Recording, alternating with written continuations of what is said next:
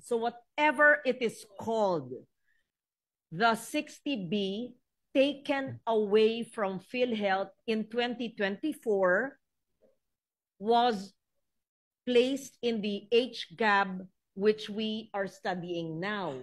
But it is actually not 60B. The DOF in 2024 got, what is the exact amount? More than 60B because the Supreme Court did a TRO on the remaining funds. It's 80 plus. Give me exact. 89. Ayun, galing yung prompter. Yes, 89 na TRO yung balanse, kaya hindi na nakuha. Pero yung 60B, nakuha. Senator Pia Cayetano is correct in saying that we, meaning Senate and the House, owe the Filipino people. Just to be clear, no, yung 60 billion na binalik ng House and which our chairman is retaining, yun yung tinanggal nung 2024. Okay? So binabalik yan ngayon. Pero yung kailangan bayaran in 2026 is 69.78 at ang nasa NEP lang is 53. So kulang ng 16 billion. Yun yung hinihingi ko kay chairman na sana at least for 2026, pakita natin na na-earmark na to, ibigay itong buong 69. Tapos we go backwards pa, na-earmark na ibang amount. But I'll just focus on that 69 total, which is short of 16 billion for 2026. Thank you. Okay. So that's the first point I want to make. Na if I'm going to be very liberal and not ideal, I will yield to Senator Legarda. Thank you. Yeah. I appreciate the clarification of Senator Pia Cayetano. The 60B in the HGAB for 2026 is, in my understanding, yung bayad utang. Yes. I used that in the interpellation, which the DOF refused to say utang. So whatever it is called, the 60B taken away from PhilHealth in 2024 was placed in the HGAB, which we are studying now. But it is actually not 60B. The DOF in 2024 got, what is the exact amount? More than 60B because the Supreme Court did a TRO on the remaining funds. It's 80 plus. Give me exact. 89. Ayun, galing yung prompter. Yes, 89 na TRO yung balanse, kaya hindi na nakuha. Pero yung 60B, nakuha.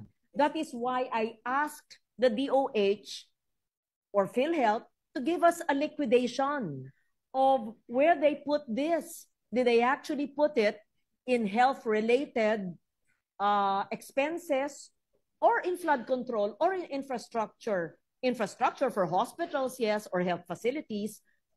It was still unclear in the interpellations. Yes. Yes. So in the coming year, they owe it to us and to the Filipino people that they explain where they put the 60B. And I hope, and thank you to the chair, that he retained the 60B.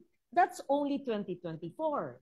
Senator Pia Cayetano is correct in saying that we, meaning Senate and the House, owe the Filipino people and PhilHealth the amount allocated in the NEP of 2025. Yes. It was in the HGAB. It was in the GAA. Taken out in the BICAM. I'm sorry, I have to say this, right, Senator Pia? So it is not in this year's GAA.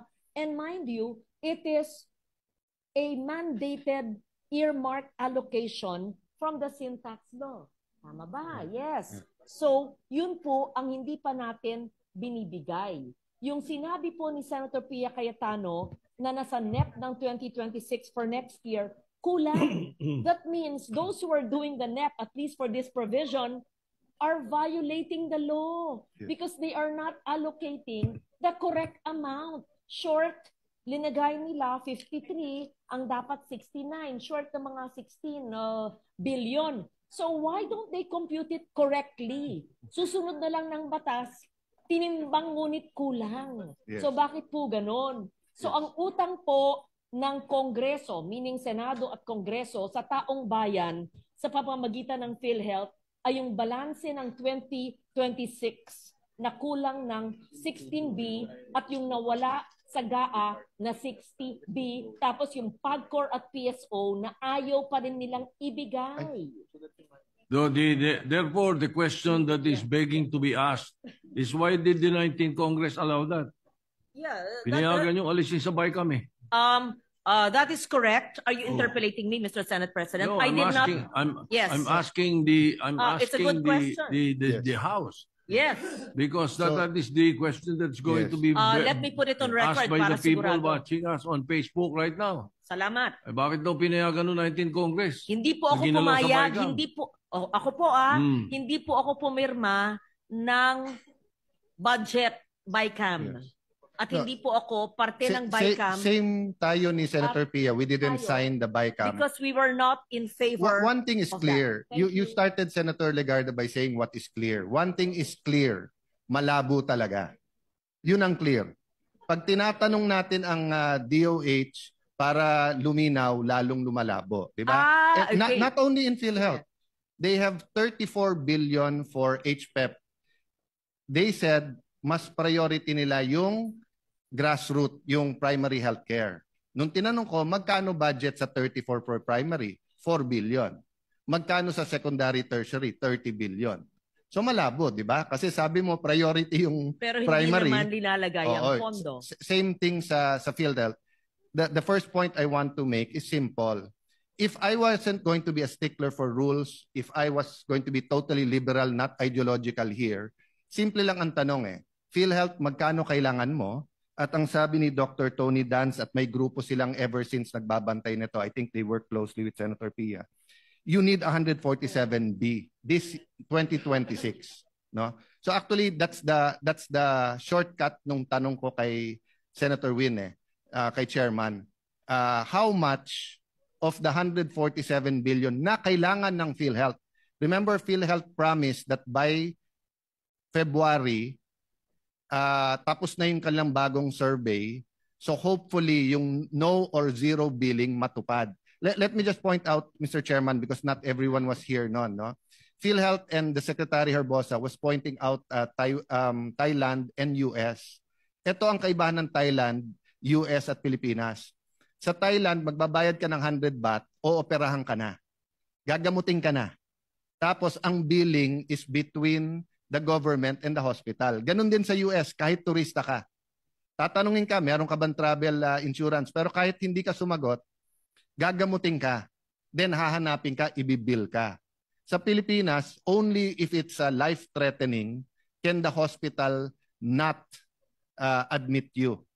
But if it is not life-threatening in their analysis, hindi matutuloy yung yung procedure mo.